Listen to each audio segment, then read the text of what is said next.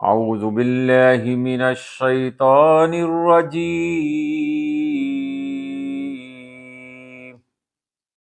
بسم اللہ الرحمن الرحیم۔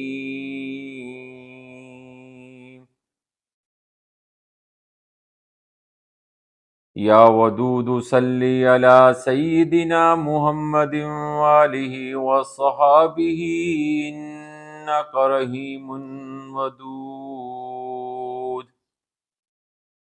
الصلاة والسلام على خاتم النبيين،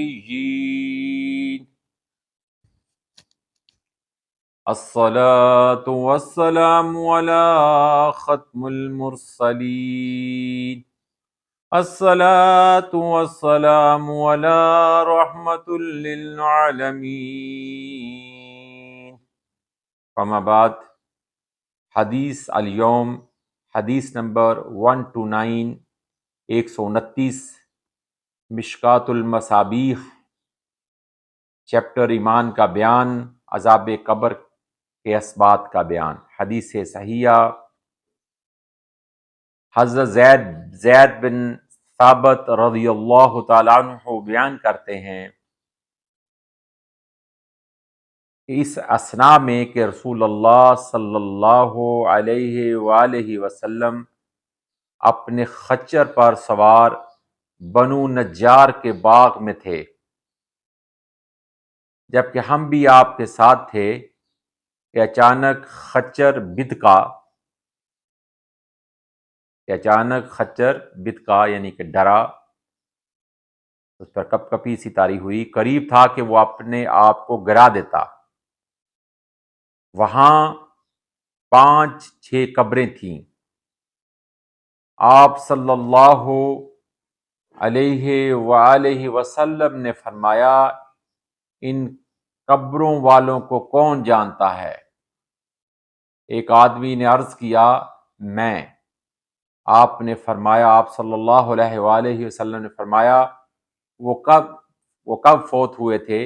اس نے کہا کہ حالت شرک میں۔ آپ صلی اللہ علیہ وآلہ وسلم نے فرمایا، بے شک اس امت کے لوگوں کا ان کی قبروں میں امتحان لیا جائے گا، بے شک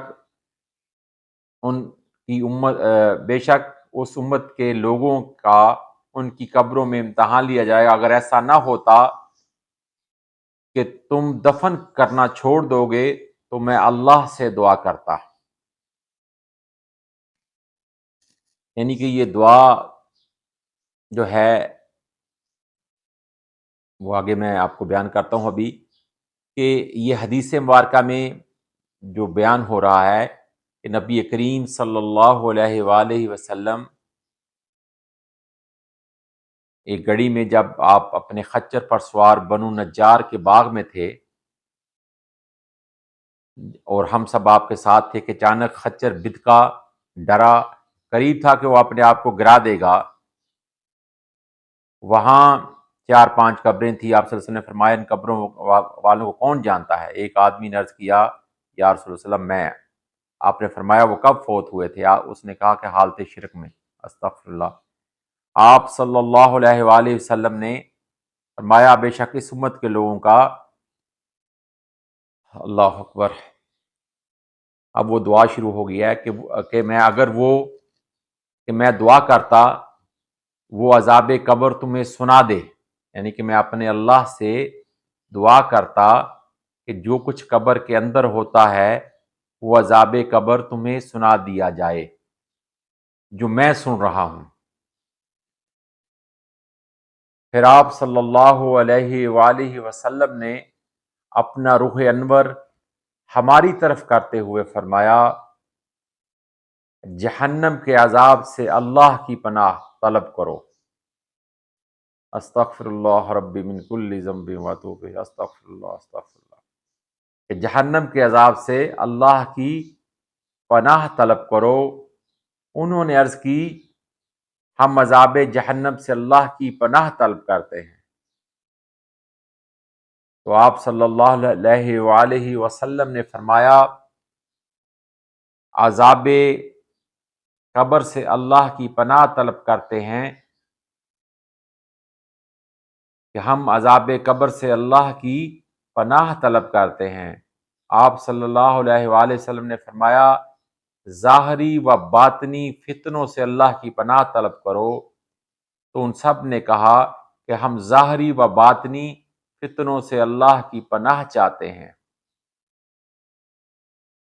تو پھر آپ صلی اللہ علیہ وآلہ وسلم نے فرمایا دجال کے فتنہ سے اللہ کی پناہ طلب کرو۔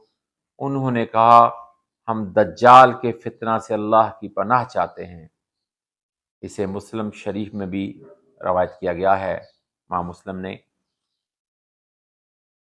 تو جب نبی کریم صلی اللہ علیہ وسلم نے فرمایا کہ میں اگر مجھے یہ علم ہوتا کہ تم اپنے مردوں کو دفنانا، مجھے یہ علم تھا کہ اگر تم اپنے مردوں کو دفنانا نہ چھوڑ دو تو میں اللہ سے دعا کرتا کہ وہ قبر کے اندر جو عذاب قبر ہوتا ہے وہ تمہیں اس کی آوازیں سنا دے جو میں اس وقت سن رہا ہوں۔ پھر آپ صلی اللہ علیہ وآلہ وسلم نے اپنا رخ انور ہماری طرف کرتے ہوئے فرمایا جہنم سے اللہ کی پناہ طلب کرو۔ انہوں نے عرض کیا ہم عذاب جہنم سے اللہ کی پناہ طلب کرتے ہیں۔ آپ صلی اللہ علیہ وآلہ وسلم نے فرمایا عذاب قبر سے اللہ کی پناہ طلب کرو۔ انہوں نے عرض کیا، انہوں نے کہا ہم عذاب قبر سے اللہ کی پناہ طلب کرتے ہیں۔ پھر آپ صلی اللہ علیہ وآلہ وسلم نے فرمایا ظاہری و باطنی فتنوں سے اللہ کی پناہ طلب کرو۔ تو انہوں نے کہا ہم ظاہری و باطنی فتنوں سے اللہ کی پناہ چاہتے ہیں۔ کہ آپ صلی اللہ علیہ وسلم نے فرمایا کہ ظاہری و باطنی فتنوں سے اللہ کی پناہ طلب کرو۔ انہوں نے کہا ہم ہر ظاہری و باطنی فتنوں سے اللہ کی پناہ چاہتے ہیں۔ تو پھر آپ صلی اللہ علیہ وآلہ وسلم نے فرمایا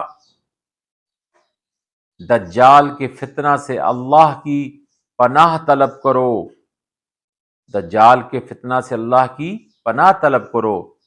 تو انہوں نے کہا، یعنی تمام صحابہ نے کہا ہم دجال کے فتنہ سے اللہ کی پناہ چاہتے ہیں۔ اللہ تعالیٰ سے دست بدستہ دعا ہے، اللہ تعالیٰ سے عاجزانہ دعا ہے کہ اللہ تعالیٰ ہم سب کو ان سب چیزوں سے محفوظ رکھے اور جنت الفردوس میں جگہ عطا